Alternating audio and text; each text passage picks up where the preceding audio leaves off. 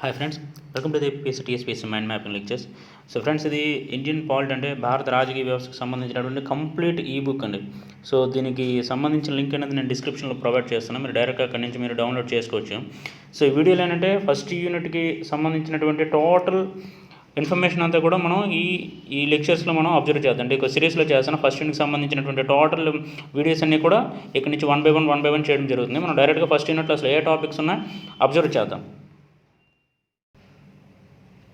So friends, next one ఏంటంటే ఇది భారత రాజ్యాంగ అభివృద్ధి క్రమం లేదా రాజ్యాంగ చరిత్రలో మనకి 6 దశలు అనేది ప్రస్తావించడం జరిగింది. 5వ దశ మనకి ఇది. సో ఈ టాపిక్లో మనం 5వ దశ కోసం తెలియజేసుకుంటాం. సో ఇందులో మనకి దీని యొక్క కాలం ఏంటంటే 1935 నుంచి 1947 మధ్యకాలం ఏంటంటే మనకి 5వ దశగా తెలపడం జరిగింది. 1947లో మనకి భారత స్వాతంత్ర చట్టం ప్రవేశపెట్టడానికంటే ముందంతా కూడా మనకి 5వ దశగానే తెలపడం జరిగింది. సో దీని స్పెషల్ ఏంటంటే భారత ప్రభుత్వ చట్టం 1937 భారత ప్రభుత్వ చట్టాన్ని ఈ 5వ దశ కాలంలో ప్రవేశపెట్టడం జరిగింది.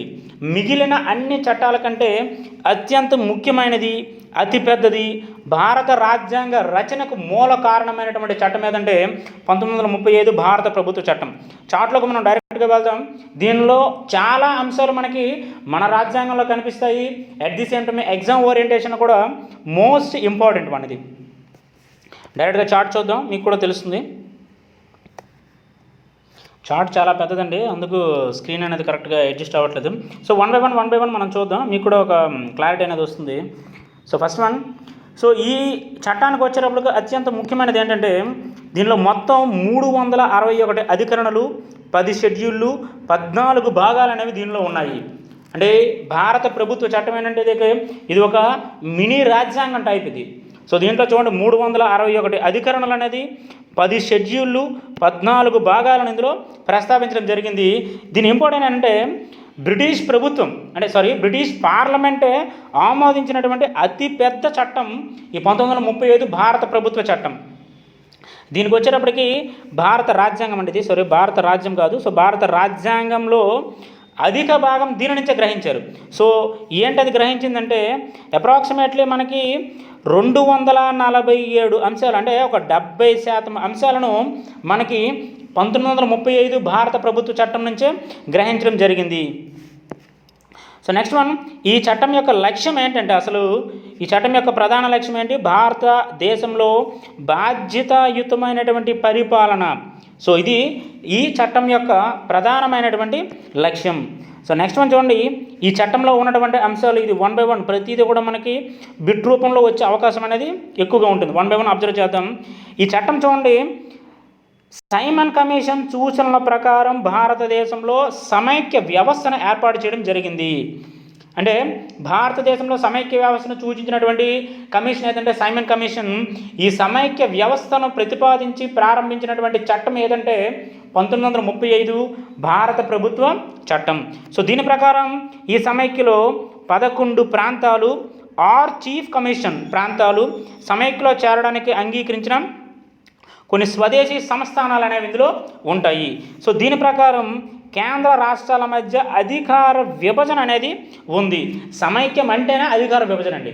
సో ఇటువంటి అధికార విభజన అంటే క్లారిటీగా విభజించినటువంటి అధికారాలు అనేది 1935 భారత ప్రభుత్వ చట్టం నుంచి మనకి కనిపిస్తాయి.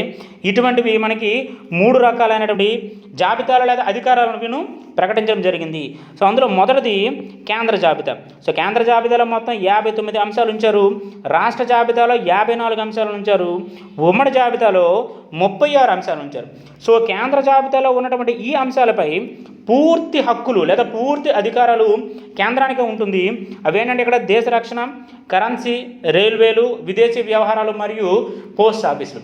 సో వీటిపైన చట్టాలు చేసే అధికారం అనేది పూర్తిగా కేంద్రానికి ఉంటుంది. నెక్స్ట్ వన్, రాష్ట్ర జాబితా. సో రాష్ట్ర జాబితాలో ఉన్నటువంటి ఈ అంశాలపై చట్టాలు చేసే అధికారాలు అనేవి రాష్ట్రాలకు ఉంటుంది.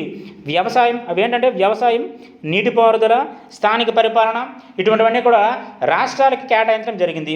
సో థర్డ్ వన్, ఉమ్మడి జాబితాకు వచ్చేటప్పటికి ఏంటంటే వీటిలో ఉండే అంశాలపై కేంద్ర మరియు రాష్ట్ర రెండింటికి అధికారాన్ని కలిగి ఉంటాయి. సో అవేంటంటే వారసత్వంగా వస్తున్నటువంటి ఆస్తులు, వివాహాలు, ఇటువంటి వ్యవహారాలపై కేంద్ర మరియు రాష్ట్రాల రెండింటికి కూడా అధికారాలు అనేవి ఉంటాయి.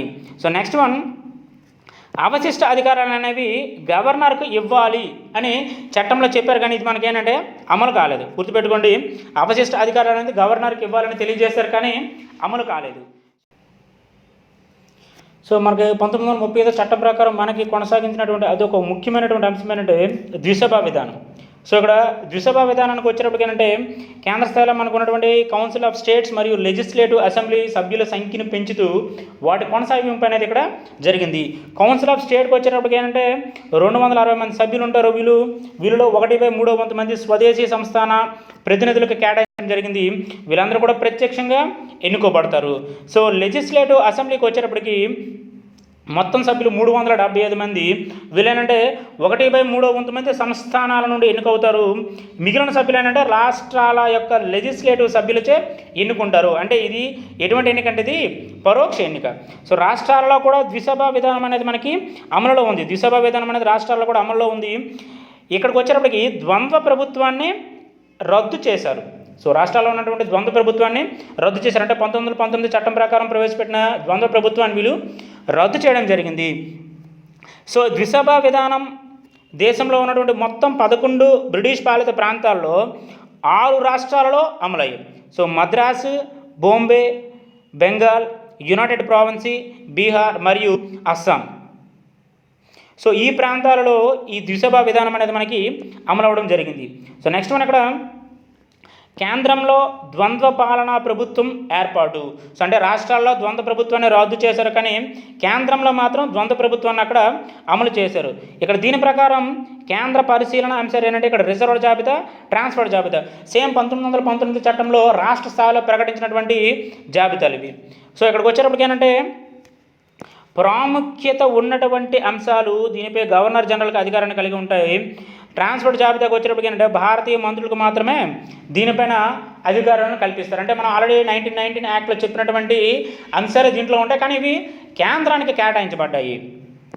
సో నెక్స్ట్ వన్ ఇక్కడ మనకి కేంద్ర రాష్ట్రాల మధ్య సమైక్య వివాదాల కోసం ఒక ఫెడరల్ కోర్టు అనేది స్థాపించడం జరిగింది.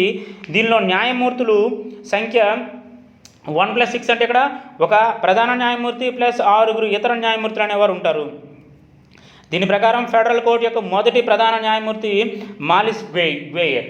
సో మాలిస్ బేయర్ అనేవారు ఇక్కడ మొదటి ప్రధాన న్యాయమూర్తి. సో నెక్స్ట్ వన్ మనకి బలహీన వర్గాలకు, స్త్రీలకు, కార్మికులకు ప్రత్యేక నియోజకవర్గాలను దీని ప్రకారం ఏర్పాటు చేయడం జరిగింది. అంటే ఇక్కడ మత ప్రాతిపదికన అనే ప్రస్తావన లేదు, కానీ బలహీన వర్గాలకు, స్త్రీలకు, కార్మికులకు ప్రత్యేక నియోజకవర్గాలు అనే ఒక పదం అనేది చట్టంలో ప్రవేశపెట్టబడింది. సో ఇది ఫ్రెండ్స్ ఓవరాల్గా 1935 భారత ప్రభుత్వ చట్టం, దీనిలో ఉన్నటువంటి అంశాలు. కానీ ఈ చట్టం ప్రవేశపెట్టబడిన తర్వాత ఎటువంటి మార్పులు జరిగాయనేది నెక్స్ట్ వీడియోలో మనం చూద్దాం. ఎందుకంటే చట్టం ప్రవేశపెట్టడం వేరే, ప్రవేశపెట్టిన తర్వాత వచ్చినటువంటి మార్పులు, దాని యొక్క అమలు అనేది వేరే విధంగా ఉంటుంది. సో ఫ్రెండ్స్ ఇది 35 యాక్ట్కి వచ్చేటప్పటికి important chart. So thank you friends, thank you for watching.